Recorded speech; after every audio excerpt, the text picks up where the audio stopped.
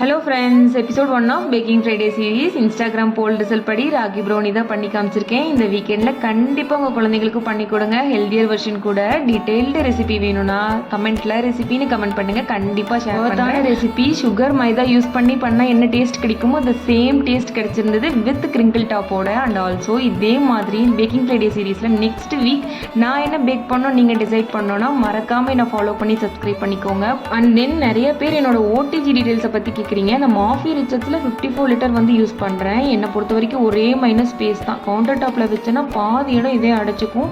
வீட்டுக்கு மட்டும் பேக் பண்ணுறீங்க அப்படின்னா வந்துட்டு 48 லிட்டர் வாங்கிக்கோங்க.